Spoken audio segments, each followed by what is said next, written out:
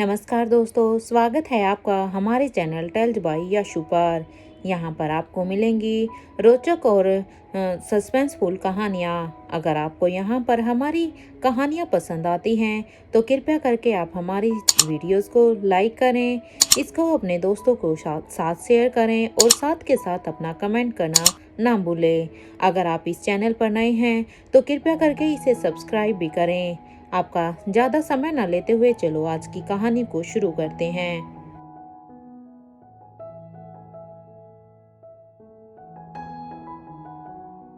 सोहनलाल की मौत के बाद आदित्य के लिए सब कुछ मुश्किल होता जा रहा था। जितना क्लीन उसका रिकॉर्ड था, ऐसा कुछ भी मिल नहीं रहा था जिसके थ्रू उस व्यक्ति तक पहुंचा जा सके जिसने सोहनलाल से ये सब कुछ करवाया था। इस बात से आदित्य इतना इरिटेट था कि उसका किसी से भी अब बात करने का बिल्कुल भी मन नहीं था। और इसी वक्त उसके कैबिन में सिद्धांत आ गया था। उसे बड़ी देर तक आदित्य ने इग्नोर करने की कोशिश की, लेकिन जैसे ही उसने नेहा का नाम ले लिया, आदित्य खुद को बोलने से रोक नहीं सका। उसके दिमाग में नेहा की कंडीशन ही चल रही थी और जिस वक्त सिद्धांत ने उसका नाम लिया, आदित्य के मुंह से वो निकल गया जो वो सोच रहा था। पहले तो सिद्धांत के लिए बहुत ही शॉकिंग था कि नेहा प्रेग्नेंट थी और उसके ऊपर से उसका मिसकैरेज होने वाला था। कुछ सेकंड्स के लिए सिद्धांत का दिमाग ब्लैंक हो गया था। अभी कुछ ही दिन हुए थे उसे ये बात एक्सेप्ट किए कि उसका दोस्त आदित्य अपनी वाइफ नेहा से सच में प्यार करने लगा था, और अब अचानक से प्रेगनेंसी और अबॉर्शन एक साथ सुनकर उसका तो दिमाग ही अब चकरा गया था। क्या क्या कहा तुमने? नेहा प्रेग्नेंट है? सिद्धांत ने लड़खड़ाते हुए पूछा। वो इतने शौक में था कि उससे ठीक से बोला भी नहीं जा रहा था। उसे समझ नहीं आ रहा था कि वो खुश हो या मतलब एक तरफ तो उसे आदित्य की फैमिली बसने की खुशी थी, दूसरी तरफ उसे समीरा और उसकी उम्मीदें दोनों ही बिखरती हुई नजर आ रही थी। लेकिन इसके साथ एक और झटका ये था कि उसका अबॉर्शन होते होते रह गया था। ये कब हुआ? मतलब वो प्रेग्नेंट है, ये सब कब पता चला? एंड अबॉर्शन, ये सब क्या चल रहा है? मेरे तो कुछ भी समझ नहीं आ रहा है, थोड़ा ठीक से समझाओ प्लीज, सिद्धांत ने परेशान होकर पूछा। आदित्य अपना सिर पकड़कर कुछ देर तक बैठा रहा। उसे सिद्धांत को शुरुआत से सब कुछ समझाना पड़ा। उसने एक एक बात उसे ठीक से बताई। सिद्धांत एकटक आदित्य की तरफ देखकर उसकी बातें सुने जा रहा था। उसे अभी भी यकीन नहीं हो रहा था कि उसका दोस्त आदित्य बाप बनने वाला था। और परसों ही नेहा के साथ जब इतना सब कुछ हो गया, तब हमें पता चला कि हमारे घर में कोई उसे ड्रग दे रहा था।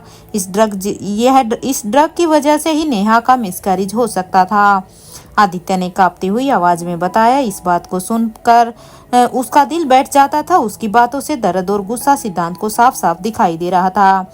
जितना वो आदित्य को समझता था उस हिसाब से उसे अंदाजा हो गया था कि इस वक्त आदित्य की हालत क्या थी और क्यों पूरा ऑफिस उसके गुस्से से कांप रहा था।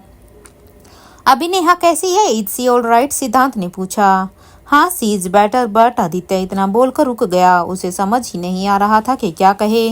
नेहा तो पहले से बेटर हो रही थी, लेकिन उसके गुनाहगार तक अभी तक वो पहुंच नहीं पाया था। उसके चेहरे की निराशा देखकर अब सिद्धांत ने पूछ ही लिया, क्या हुआ? What are you thinking? कुछ पता चला ये सब कुछ किसने किया है? और यार तू मुझे कुछ बताता क्यों नहीं है?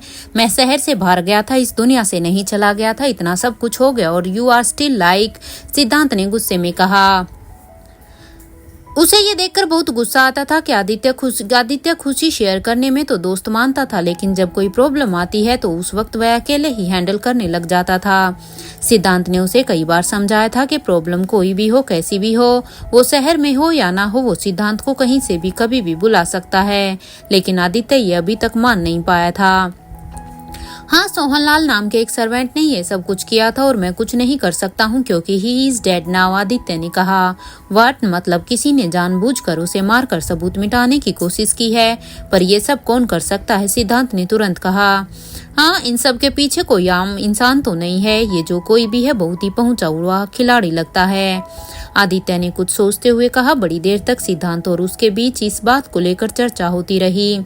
आदित्य ने खुलकर अपने दोस्त से वो सब कुछ शेयर किया जो उसके अंदर चल रहा था। नेहा के साथ जो कुछ हुआ वो सुनकर सिद्धांत को यकीन नहीं हो रहा था कि वो इतनी स्ट्रॉन्ग थी। होप नेहा जल्दी ठीक हो जाए, मैं जाकर मिल लेता हूँ उससे एक बार, सिद्धांत ने कहा। आदित्य की वाइफ होने के नाते इतना फर्ज तो सिद्धांत का भी बनता ही है। नहीं, अभी मत मिलो उसे आराम की जरूरत है, आदित्य ने कहा। सिद्धांत को ये सुनकर कोई भी शर्म नहीं थी कि आदित्य ने उसे जाने से साफ इनकार कर दिया था। वो अच्छे से समझता था कि इस वक्त आदित्य के लिए नेहा की केयर, उसका रेस्ट कितना जरूरी था। वो भी चुपचाप कुछ देर तक शांत उसके सामने बैठा रहा। वो खुद भी सोचने की कोशिश कर रहा था कि इन्वेस्टिगेशन किस तरह से आगे बढ़ाई जाए। उसने लंबी गहरी सांस लेते हुए पूछा, तो अब क्या करना है? मुझे तो यकीन नहीं हो रहा है कि तुम्हारी वाइफ के साथ इतना सब कुछ करने की हिम्मत किसकी हो गई।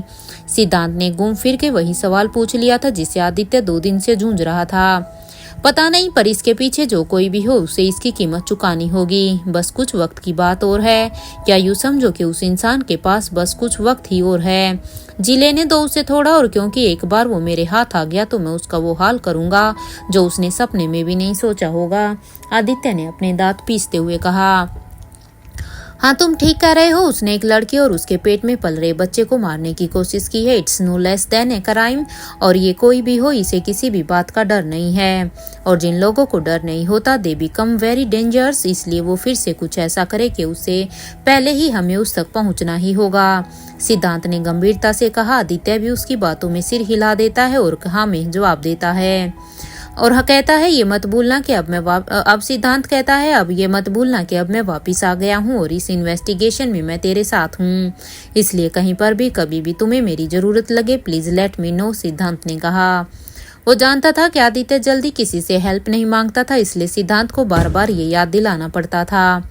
उसे आदित्य से बात करते वक्त ऐसा लग रहा था जैसे वो बोल तो रहा था लेकिन आदित्य का ध्यान कहीं और ही भटका हुआ था। उसे डर लग रहा था कि कहीं उसने कुछ गलत तो नहीं बोल दिया। आदित्य, कहाँ खोए हुए हो? कुछ सोच रहे हो क्या? सिद्धांत ने पूछा। आदित्य उसकी आवाज सुनकर अचानक अपने ख्यालों से बाहर आया। उसने सिद्धांत के सवाल पर बिना कुछ कहे बस सिर हिला दिया। सिद्धांत को न जाने क्यों आदित्य का बिहेवियर थोड़ा अजीब लग रहा था। न जाने क्यों उसे ऐसा लग रहा था जैसे आदित्य कुछ न कुछ उससे छुपा रहा था। वो पूछना तो चाहता था लेकिन उसका मूड देखकर वो डर के कारण ज्यादा सवाल कर नहीं रहा था।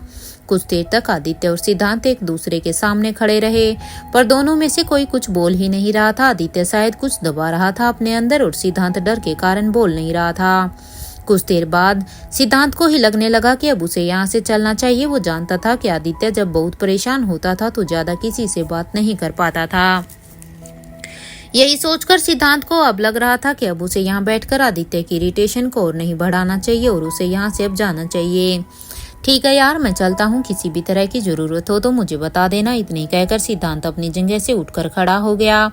आदित्य बिना कुछ कहे बस उसे ध्यान से देखे जा रहा था। ऐसा लग रहा था जैसे वो कुछ समझने की कोशिश कर रहा था। यार, इसने तो मना कर दिया, पर क्या मुझे सच में नेहा से मिलने नहीं जाना चाहिए? इतना बड़ा हादसा हुआ है उसके साथ। अगर मैं नहीं जा सकता तो उसके लिए कुछ भिजवा तो सकता ही हूँ। आखिरकार है तो वो मेरे दोस्त की वाइफ। इस नाते मेरा भी तो कोई फर्ज बनता है। हाँ, ये ठीक रहेगा, मैं फिजा के हाथों कुछ भिजवा दूंगा। सिद्धांत जाते जाते भी यही सब सोच रहा था। फिजा सिद्धांत की असिस्टेंट थी जो उसके पर्सनल और प्रोफेशनल दोनों कामों को देख लिया करती थी। वो भी नेहा की हेल्थ के लिए कंसर्न ही था। जैसे ही वो दरवाजे के पास पहुंचकर उसे खोलने वाला था, पीछे से आदित्य की आवाज आई। सिद्धांत ये आवाज सुनते ही सिद्धांत ने मुड़कर देखा तो आदित्य उसे ध्यान से देखे जा रहा था। हाँ बोलो, सिद्धांत ने कहा। तुम्हें किसी पर शक है? तुम्हें क्या लगता है कौन कर सकता है ये? आदित्य ने बिना इधर उधर घुमाए सीधा सवाल पूछ लिया। ये सवाल सुनकर सिद्धांत अपनी ही जगह पर जम गया था। उसके हाथ दरवाजे के हैंडल से खुद ब खुद हट गए थे। अगर ये सवाल वो आदित्य से करता तो शायद ठीक रहता, लेकिन आदित्य उससे ये पूछ रहा था ये सिद्धांत को समझ नहीं आ रहा था। क्या कहा तुमने? किसी पर शक? पर ये तुम मुझसे क्यों पूछ रहे हो? I mean, Neha is your wife. तुम किसी पर शक कर सकते हो, लेकिन मैं किसी पर शक करने वाला कौन होता हूँ? मुझे तो पता भी नहीं था कि नेहा प्रेग्नेंट है, सिद्धांत ने कहा। उसके मन में जो भी कंफ्यूजन था उसने सब कह दिया। उसने तो अपनी तरफ से जवाब दे दिया था, लेकिन आदित्य का चेहरा बता रहा था कि वो अब भी सेटिस्फाइड नहीं था। सिद्धांत ने तो अपनी बात हंसकर कह दी थी, लेकिन वो हंसी आदित्य तक पहुंच नहीं रही थी। वो अभी भी सिद्धांत को ऐसे घूर रहा था जैसे उसी ने ये सब कुछ किया हो। ठीक है भाई, तू भी रेस्ट कर, नेहा के साथ रह, उसे तुम्हारी जरूरत होगी, सिद्धांत ने कहा और उसके बाद कैबिन से बाहर निकल गया। वो तो चला गया था, लेकिन आदित्य की नजरें अब भी वही टिकी थी जहां से सिद्धांत निकला था। वो उसे देखकर बहुत कुछ सोच रहा था। उसने तुरंत अपना फोन उठाया और एक नंबर डायल किया। हेलो, नजर रखो इस पर, इतना कहकर आदित्य ने फोन रख दिया। उसकी और सिद्धांत की दोस्ती आज की नहीं बल्कि सालों पुरानी थी। स्कूल में दोनों साथ में थे। आदित्य भले ही सिद्धांत को डांट देता था, लेकिन उसके दिल में सिद्धांत की जगह किसी भाई से कम नहीं थी। वो जानता था कि सिद्धांत से अगर अपनी दोस्ती के नाम पर उसने जान भी मांग ली तो वो सोचेगा नहीं। सॉरी, मुझे पता है जो मैं कर रहा हूँ वो हमारी दोस्ती के खिलाफ है। तुझे अगर पता चला तो तू मुझसे शायद जिंदगी भर बात नहीं करेगा, लेकिन ये बात तू भी जानता है कि नेहा के साथ जो हुआ वो बिल्कुल नहीं होना चाहिए था। और उस शख्स को ढूंढने के लिए अगर मुझे तुम्हारा सहारा लेना पड़े तो मैं पीछे नहीं हटूंगा। सॉरी। आदित्य मन ही मन खुद से ये कह रहा था। उसे भी अच्छा नहीं लग रहा था ये करने में, लेकिन वो भी कहीं ना कहीं मजबूर था। यहाँ सिद्धांत बाहर तो आ गया था, लेकिन उसके दिमाग में आदित्य का आखिरी सवाल घूम घूम कर वापिस आ रहा था। वो समझ नहीं पा रहा था कि उसने ऐसा सवाल उससे किया ही क्यों। नहीं, आदित्य कोई भी बात ऐसे ही रैंडमली नहीं कह सकता है। अगर उसने मुझसे ये पूछा है तो उसके पीछे उसने जरूर कुछ सोचा होगा। सिद्धांत मन ही मन ये सोच रहा था। अपनी गाड़ी में बैठने के बाद भी पूरे रास्ते उसके दिमाग में आदित्य की शक भरी आंखें और ये अजीब सा सवाल घूम रहा था। क्या हो सकता है उसकी आंखें साफ कह रही थी कि वो कुछ छुपा रहा था। उसे मुझ पर किस बात का शक है मुझे तो पता भी नहीं था। सिद्धांत के मन में रह रहकर ये सवाल आ रहे थे। उसे ये बात हजम नहीं हो रही थी कि उसका अपना दोस्त उस पर शक कर रहा था। तभी अचानक से उसके दिमाग में कुछ ऐसा आया जिसे सोचते ही उसने एक जोर का ब्रेक मारा। ओ शिट, नो, कहीं इन सबका रिलेशन समीरा से तो नहीं। नो, ऐसा नहीं हो सकता। सिद्धांत ने मन में सोचा। वो ये सोचकर भी ही कुछ देर के लिए शौक में चला गया था। हर तरीके से वो ये समझने की कोशिश कर रहा था कि ये सब कुछ समीरा को करने कर क्या फायदा हो सकता था। कुछ देर के बाद उसे ये समझ आने लगा कि अगर ऐसा नहीं होता तो आदित्य उससे इस तरह की बात कभी भी नहीं करता। वो जितना इस बारे में सोच रहा था उतना ही ज्यादा परेशान हो रहा था। कहीं ना कहीं उसका दिल ये मानने को तैयार ही नहीं था कि समीरा ये सब कुछ कर सकती है। नहीं, पर आदित्य का शक इतना गलत नहीं हो सकता। अगर उसके दिमाग में ये बात आई है तो there must be some reason behind that. मुझे पता करना होगा, क्योंकि ये जिस किसी ने भी किया है बहुत गलत है, फिर चाहे वो समीरा ही क्यों न हो। मुझे सच का पता लगाना ही होगा, सिद्धांत ने खुद से कहा और बीच रास्ते में आगे बढ़ गया। उसके लिए दोस्ती अपनी जगह पर थी और सही गलत का चुनाव अपनी जगह। इसी वक्त समीरा फन क्लब के प्राइवेट रूम में एक अनजान शख्स से बात कर रही थी। विकी की property fun club the most entertaining and biggest club में से एक था।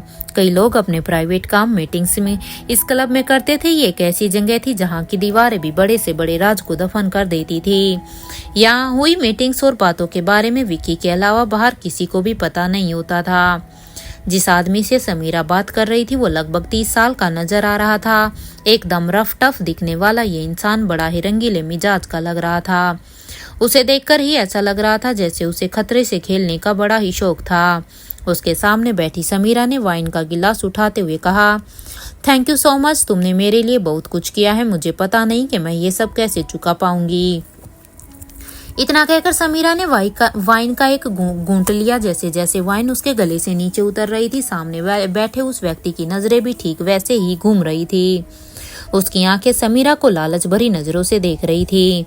उसने अपने मूड को जरा संभालते हुए कहा, हाँ, तुम प्रॉब्लम में हो और मैं हेल्प ना करूं, ऐसा हो सकता है भला। ये बात सुनकर समीरा बिना कुछ कहे बस मुस्कुरा दी।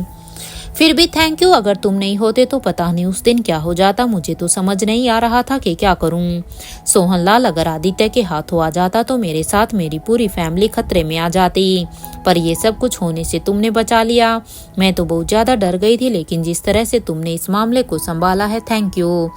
समीरा उस व्यक्ति के एहसानों तले इतना दब चुकी थी कि उससे थैंक यू के अलावा कुछ और बोला ही नहीं जा रहा था।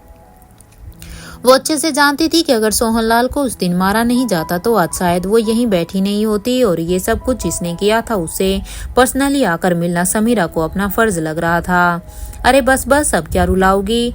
It's my pleasure to help you. इतनी बार थैंक्स बोलकर हमारे रिश्ते को कॉम्प्लिकेट मत करो। हाँ, सामने बैठे हुए व्यक्ति ने कहा। उसके चेहरे की अजीब सी मुस्कान ही बता रही थी कि वो कोई भी काम ऐसे फ्री में नहीं करता। समीरा को देखकर वो अच्छे से समझ रहा था कि उसने उसकी हेल्प करके बहुत कुछ हासिल कर लिया है। वैसे तुम्हें पता है, आदित्य सिंघानिया से तुम्हारा डर गलत नहीं था। अगर उसे पता चल गया कि मैंने तुम्हारी हेल्प की है तो सिर्फ तुम ही नहीं बल्कि मैं भी तुम्हारे साथ। बुम, उसने कहा। इस बात से इनडायरेक्टली वो समीरा को ये याद दिलाना चाहता था कि उसने उसके लिए बहुत ही बड़ा काम किया है, और इस काम के बदले उसने समीरा को बचाकर खुद की जान खतरे में डाल ली थी। ये उसका अपना तरीका था सामने वाले को दबाकर उससे अपना काम निकलवाने का। समीरा भी इस दौरान उसके चेहरे पर एक अजीब सी नर्वसनेस देख पा रही थी। अब उसने डरते हुए पूछा, वैसे तुमने ये मैटर अच्छे से क्लीन कर दिया था ना? मतलब कहीं से भी आदित्य को ये तो पता नहीं चलेगा कि सोहनलाल को किसने मारा है, क्योंकि अगर ऐसा हो गया तो ये सुनते ही सामने बैठे व्यक्ति ने अपने चेहरे से टेंशन को छुपाते हुए कहा, समीरा, ये काम मैंने करवाया है, इसलिए इतना भरोसा रखो कि आदित्य को हम तक पहुंचने नहीं दूंगा। वैसे भी मेरे आदमी कुछ ज्यादा ही तेज हैं। जैसे ही उन्हें लगा कि सोहनलाल गद्दारी कर सकता है, तभी उन्होंने तुरंत उसे मार दिया। और मेरे आदमी वफादार भी बहुत हैं, इसलिए अगर आदित्य गलती से भी किलर तक पहुंच गया तो वो हमारा बाल भी बाका नहीं कर पाएगा। मेरे आदमियों को मैंने इतनी कमजोर ट्रेनिंग नहीं दी है जो किसी के भी सामने मुंह खोल दे, इसलिए यू जस्ट डोंट वरी। वो इतना कॉन्फिडेंट था, उसे देखकर समीरा को भी भरोसा हो गया था कि वो शायद आदित्य से बच जाएगी। अब तो वो और भी ज्यादा थैंकफुल महसूस कर रही थी। Thank you so much. मुझे समझ नहीं आ रहा है मैं इस एहसान को कैसे चुका पाऊंगी, बट तुम भरोसा रखना कि जब भी टाइम आएगा मैं इस एहसान को जरूर वापस करूंगी। आई प्रॉमिस, इस काम के बदले तुम जो भी मांगोगे तुम्हें मिलेगा। समीरा ने कहा। वो भावनाओं में इतनी बह गई थी कि उसे ये समझ ही नहीं आया कि वो कितना बड़ा वादा कर गई थी। उसकी ये बात सुनकर वो आदमी अंदर ही अंदर और भी खुश हो गया। वो समझ गया था कि उसका तीर बिल्कुल सही निशाने पर जाकर लगा था। सोच लो, मैं परेशान कर दूंगा तुम्हें, उस आदमी ने अब हंसते हुए कहा। बातों बातों में उसने ये इशारा कर दिया था कि वो छोटी मोटी चीजों में सेटल होने वाला इंसान नहीं था। हाँ, क्यों नहीं, इट्स योर राइट, समीरा ने भी हंसते हुए जवाब दिया। फिर अचानक से उसे उस ड्रग के बारे में याद आया जो उसने इसी आदमी से लिया था। जब से नेहा के ठीक होने की खबर उसे पता चली थी, वो यही सोचे जा रही थी कि ड्रग ने अपना काम ठीक से क्यों नहीं किया। वैसे मुझे तुमसे एक बात पूछनी थी, समीरा ने पूछा। हाँ बोलो ना, उस आदमी ने पूछा। जो ड्रग मेरे असिस्टेंट ने कुछ दिनों पहले तुमसे ली थी वो कितनी इफेक्टिव थी? ऐसा भी होता है क्या कि कुछ लोगों पर वो ड्रग काम ना करे? उसे तुमने सब कुछ चेक करके ही मंगवाया था ना? क्योंकि जब उस ड्रग को डेली नेहा के पानी में मिलाया जा रहा था, फिर उसका असर क्यों नहीं हुआ? Why she is still alive with her baby? उसका कारण क्या हो सकता है? मैंने तो सोहनलाल को सब कुछ अच्छे से समझाया था, वो डेली मुझे अपडेट भी देता था पानी पिलाने के बाद। फिर समीरा के मन में ड्रग को लेकर जितने सवाल थे वो सब उसने पूछ लिए। जितने भोलेपन से वो ये सब पूछ रही थी, वो देखकर उस आदमी को हंसी आ गई थी। उसे यकीन नहीं हो रहा था कि इतनी सुंदर दिखने वाली लड़की अंदर से इतनी क्रूर हो सकती थी, लेकिन उसकी खुद की पर्सनैलिटी ऐसी थी कि उसे ऐसी लड़कियां बेहद दिलचस्प लगती थी। हाँ, मैंने अच्छे से पता कर लिया था उसके बारे में। मेरे आदमी इस तरह के कामों में कभी गलती नहीं करते, सिर्फ एक ही कंडीशन में वो ड्रग पूरी तरह से काम नहीं करता, वो तब जब उसे सही क्वांटिटी में यूज ना किया गया हो। मुझे लग रहा है कि सोहनलाल ने ड्रग को उतना नहीं यूज किया जितना उसे करना चाहिए था, क्योंकि अगर किया होता तो उसका और उसके बच्चे के बचने का कोई चांस ही नहीं होता। उसके पेट में पल रहा बच्चा तो नहीं ही बचता, साथ ही साथ नेहा की भी मेंटल कंडीशन खराब हो जाती। उस आदमी ने बताया। ऐसा लग रहा था जैसे वो इस दवाई के बारे में बहुत अच्छे से जानता था। तो फिर अब तो वो हॉस्पिटल में है, डॉक्टर्स ने उसे ट्रीट किया होगा, तो अब क्या उसकी बॉडी में जो ड्रग है उसका कोई इफेक्ट नहीं रहेगा? समीरा ने पूछा। अपने प्लान के इतने करीब जाकर वहां से वापस आना उसे बहुत बुरा लग रहा था। उसे समझ नहीं आ रहा था कि वो फिर से कैसे उस पॉइंट पर पहुंचेगी। नेहा को जल्द से जल्द खत्म करने की चिंता और जल्दबाजी देखकर उस आदमी को हंसी आ गई। वो समझ चुका था कि समीरा के अंदर नेहा के लिए नफरत की कौन सी आग जल रही थी। ठीक है, काम डाउन, इस बात को लेकर इतनी चिंता करने की जरूरत नहीं है, क्योंकि भले ही वो ड्रग कितना भी हार्मफुल क्यों ना हो, उसका असर अच्छे से होने से पहले ही नेहा का ट्रीटमेंट शुरू हो गया। और अब ये बात पूरी तरह से क्लियर है कि जब तक नेहा की बॉडी में वो ड्रग फिर से नहीं जाएगा उसे कोई प्रॉब्लम नहीं होगी, उस आदमी ने कहा। ये सुनकर समीरा का मुंह और भी छोटा हो गया था। उसे अब आगे जाने का कोई रास्ता ही नजर नहीं आ रहा था।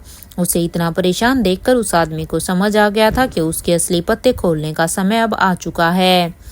उसने अपना वाइन का गिलास उठाते हुए बड़े स्टाइल से कहा, तुम्हें तो पता ही है मेरा बैकग्राउंड तुम्हारी तरह नहीं है। मेरे पास वो सब कुछ नहीं जिससे तुम घिरी हुई हो, और फिर भी मैं तुम्हारी मदद कर रहा हूँ। उसकी बात सुनकर समीरा समझ गई थी कि उसका इशारा किस तरफ था। उसने तुरंत कहा, डोंट वरी, मैंने तुम्हें पहले भी कहा था, इस काम के बदले तुम मुझसे जो मांगोगे वो मैं तुम्हें दूंगी। तुम्हें शायद पता नहीं है कि ये काम मेरे लिए कितना जरूरी है। समीरा ने बड़ी उम्मीद से कहा। उसे लगने लगा था कि अब वो अपने मकसद तक किसी आदमी के सहारे पहुंच सकती थी। वो उसकी हेल्प लेना तो चाहती थी, लेकिन उसका दिल जानता था कि ये डील आसान नहीं होगी। वो किसी छोटे मोटे डीलर से नहीं बल्कि एक बहुत ही खतरनाक आदमी से बात कर रही थी, लेकिन आदित्य को पाने के लिए अगर उसे डेविल की मदद लेनी पड़े तो भी वो पीछे नहीं हटने वाली थी। इन बातों के साथ दोनों ने अपना खाना खत्म किया और फन क्लब से निकल गए, लेकिन समीरा को ये नहीं पता था कि जिस जगह पर बैठकर वो ये सारी बातें कर रही थी वो विकी की प्रॉपर्टी थी। उसके जाने के बाद विकी के रूम में एक आदमी की आवाज आ रही थी जो विकी से बात कर रहा था। सर, समीरा यहाँ पर एक ऐसे आदमी से बात कर रही थी जिसका कनेक्शन अंडरवर्ल्ड से है। विकी के असिस्टेंट ने उसे बताया। विकी जो अपनी जगह पर बैठकर रिलैक्स कर रहा था, ये बात सुनते ही अपनी आंखें खोलकर बैठ गया। क्या कहा तुमने? अंडरवर्ल्ड? उसने चौंकते हुए पूछा। यस सर, असिस्टेंट ने कहा। इंटरेस्टिंग, विक्की ने कुछ सोचते हुए कहा। उसे समझ नहीं आ रहा था कि समीरा क्या करने की कोशिश कर रही थी, लेकिन उसकी पर्सनैलिटी और उसकी हरकतें विक्की को बहुत ही अपील कर रही थी। उसका मन कर रहा था कि इस मसले को और भी गहराई से समझने का। यस सर, और एक बात और पता चली है, नेहा के साथ कुछ तो हुआ है। वो बड़े दिनों से सिंघानिया मेंशन में ही है, जहां पर लगातार डॉक्टर्स आते जाते हैं, असिस्टेंट ने बताया। लेकिन जब उसे नेहा की हेल्थ के बारे में पता चला तो उसका सारा मजा ही किरकिरा हो गया। यहाँ से जाने के बाद भले ही उसने नेहा से कोई कांटेक्ट रखने की कोशिश नहीं की थी, लेकिन फिर भी वो ठीक नहीं था। ये सुनकर वो बेचैन हो गया।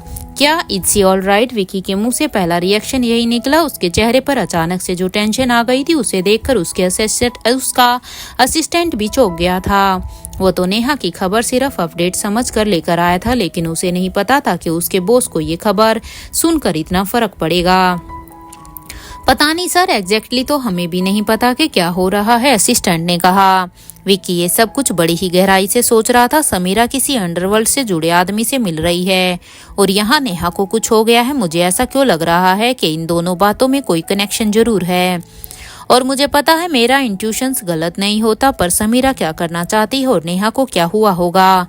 It's she safe in that mansion? Vicky ने चुपचाप अपने हाथ में ली हुई सिगरेट जलाई और सोफे पर पीछे से टिका कर बैठ गया। इस अंधेरे से कमरे में जब वो धुएं के बीच बैठा था तो सबको पता था कि वो किसी गहरी सोच में डूबा रहता था। उस दौरान किसी की भी हिम्मत नहीं होती थी कि कोई उसे आकर डिस्टर्ब कर सके। पूरे कमरे में ऐसा सन्नाटा पसर चुका था जिसमें एक दूसरे के दिल की धड़कनें भी सुनाई दे जाए। विक्की आंख बंद करके कस लेते हुए बहुत कुछ सोच रहा था। उसका आदमी हाथ बांध करके उसके सामने खड़े रहते थे, लेकिन जब तक वो बुलाता नहीं था कोई उसके पास नहीं जाता था। बड़ी देर बाद जब विक्की ने अपनी आंखें खोली तो देखा उसका असिस्टेंट उसके सामने सिर झुकाकर खड़ा हुआ था, जैसे वो उसी के ऑर्डर्स का वेट कर रहा हो। पता करो, I want every little detail. पता करो नेहा को क्या हुआ है, क्यों डॉक्टर विजिट कर रहे हैं उसे, और समीरा उस आदमी से क्यों मिल रही थी, इन दोनों बातों का क्या कनेक्शन है, मुझे सब कुछ जानना है, विक्की ने भारी आवाज में कहा। ये कहते वक्त विक्की जिस गहराई से सब कुछ महसूस कर रहा था, ये देखकर उसका असिस्टेंट भी दंग रह गया था। विक्की के इमोशंस चाहकर भी वो छुपा नहीं पा रहा था अपने बॉस को। उसने हमेशा सख्त और क्रूर ही देखा था। आज पहली बार वो इमोशनल होकर किसी काम से उसे भेज रहे थे। यहाँ विक्की टेंशन में एक के बाद अब एक सिगार जलाते जा रहा था, लेकिन इस बढ़ते धुएं में भी अपनी टेंशन को छुपा नहीं पा रहा था। यहाँ सिद्धांत पूरे रास्ते यही सोचता रहा कि काश नेहा की हेल्थ से समीरा का कोई लेना देना ना हो, लेकिन आदित्य का सवाल उसके मन में ऐसा बैठ गया था कि वो खुद को इस इन्वेस्टिगेशन में उतारने से रोक नहीं पा रहा था। घर आते ही बिना किसी से मिले वो सीधे अपने स्टडी रूम में चला गया।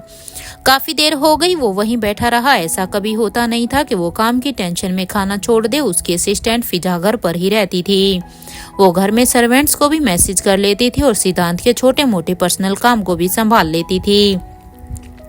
जब उसने देखा कि आज सिद्धांत ने खाना नहीं खाया है तो वो उसके पीछे स्टडी रूम में गई। इतने सालों से उसके साथ रहकर वो ये तो जानती थी कि सिद्धांत स्टडी रूम में सिर्फ तब भी आता है जब वो परेशान होता था। फिजा को लग रहा था कि आज सिद्धांत के मन में बहुत कुछ चल रहा था। उसने बड़ी हिम्मत करके पूछ ही लिया, sir is everything all right? आप कुछ परेशान लग रहे हैं, कोई बात है क्या? सिद्धांत ने ये सुनते ही फिजा की ओर देखा और कुछ देर तक कुछ भी नहीं कहा। वो जो कहना चाहता था वो बोलने के लिए उसे बड़ी हिम्मत लग रही थी। वो समझ नहीं पा रहा था कि बात शुरू कहाँ से करे।